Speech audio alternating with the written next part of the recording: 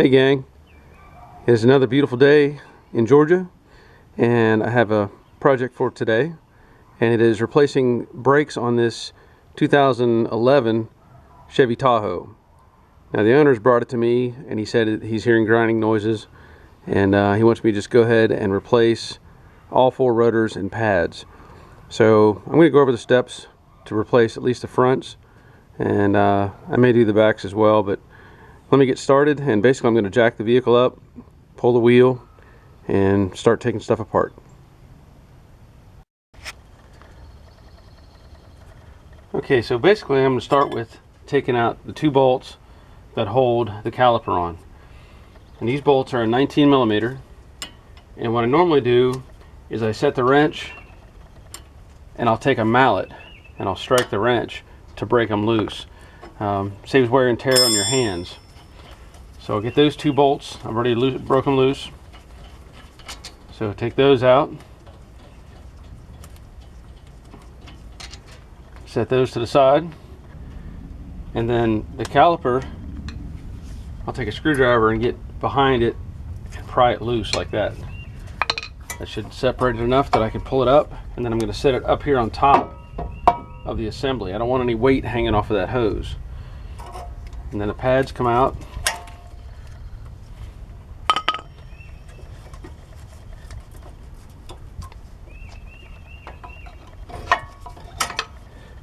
And set those out of the way as well. And you can see here on this inside pad, it's got a little scraper. That's your indicator whenever your brakes are going bad. Hopefully you can see that. So get that out of the way. And I always set my pads, the inside one I set to the inside of the car, and the outside one I set towards the outside of the car. And that way whenever I match them up later, I can see it without guessing what went where. So now the next part is getting the main bracket off, because I'm going to pull the rotor. In this case, I'm going to use an 18 millimeter. That's the size of the bolt that holds the bracket. And again, I'll take the mallet and break those loose. So let me get those out of the way. Okay, now I have these bolts loose all the way, and you'll see these have Loctite on them. So we're going to make sure we put that on when we reinstall the bracket. So get this other one out of the way, and that bracket just slips right off. So set that to the side. Now the next part is this rotor, and it has an Allen head retaining bolt. So this is 4 millimeter, and I've broken that loose. Basically remove that bolt, and then the rotor comes off the assembly. So now I'll look this over, make sure everything's in good shape, and then I'll reverse the order and put the new rotor back on with the bracket, caliper, and pads. Okay, so I have the new rotor, and these are supplied from AutoZone. And you want to line up the recessed hole for that retaining bolt on the threaded part that's in the hub. So now I'll take this bolt, thread that back in there,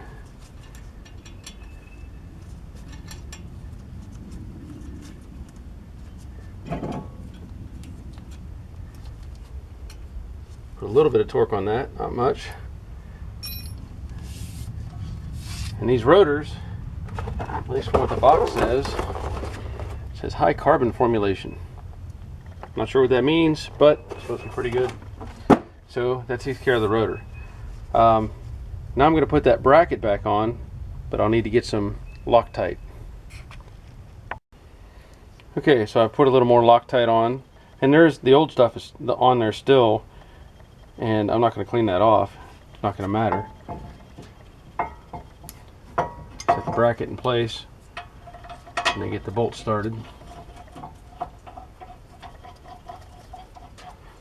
Same way here, got Loctite on that one.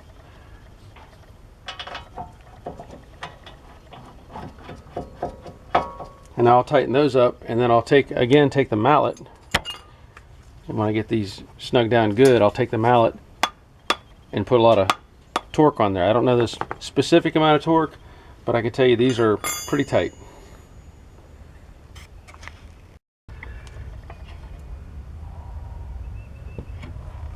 Okay, something else I'm going to show you is compression of the pistons in the caliper. And then what I'm going to do is take one of the old pads, put it in there, and then I have this tool. This happens to be an AC Delco. You can pick these up at any part store. They're cheap. You can use C-clamp vice grips. You can use a C-clamp, whatever you want to use. I just like using this because it's convenient and it does the job very well, and I can just keep putting pressure on. So I want to tighten that up, and I'll slowly push the pistons back in to the cup or into the caliper.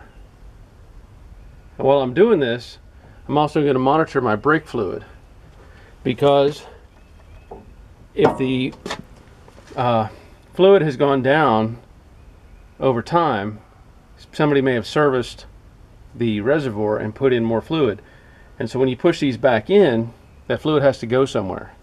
So if I don't pay attention, it'll actually push fluid out of the reservoir and leak all over the place. So I have to monitor that. So I'll push these in a little bit, and I'm going to switch sides because it's got twin pistons and the other one needs a little help getting in as well. So I'll just go back and forth a little bit. And again, if I had another tool like this, I could put it on this side, or I could take my C-clamp or whatever and compress that in. So now let me show you what I'm talking about with the reservoir. If you look up here, hopefully the sun's not blocking you too much, there's the fluid level. And as I push the pistons in, that fluid's going to come up and eventually work its way up into this neck. So what I'm going to do is remove that fluid. Sorry about that. And I've used a turkey baster before, pretty simple.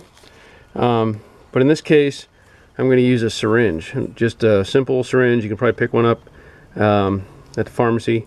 I'll draw out that fluid, and then I'll put it in another container until I get the level that I want. Pretty simple, but something that has to be done.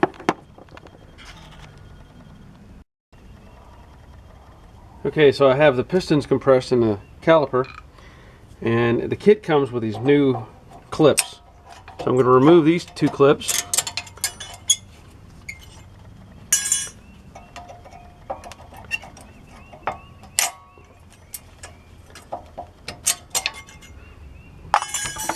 And replace them with these two clips.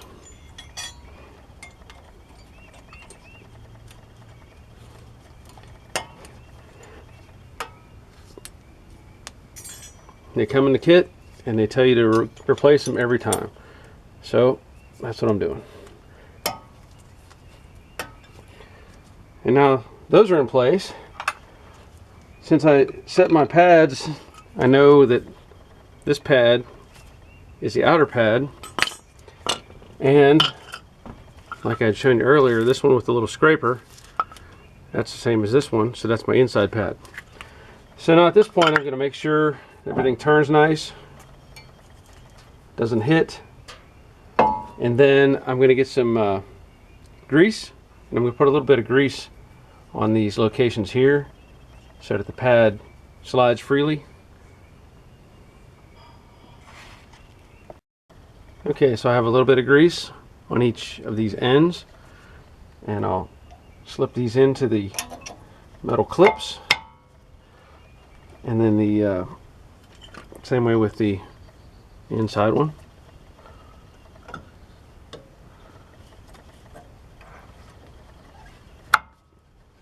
Now those are both in place, and I will rotate the caliper back, slip it over the pads, and you have to push in these the retainer bolts up here, or the nut. It slides in and out, so sometimes you have to push that in a little bit to get the caliper to slide up, or slide on, I should say. And then I'll reinstall the bolts.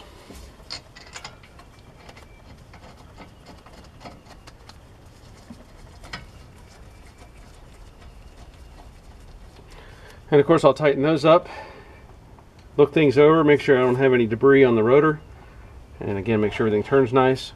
And that'll take care of this side. All I have left to do is double check that all the bolts are tight and put the wheel back on, and that takes care of the driver's side for the front brakes.